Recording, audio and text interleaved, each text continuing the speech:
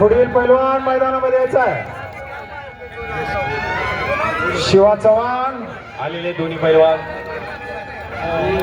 फेटा बांधला जातोय पहाटाच्या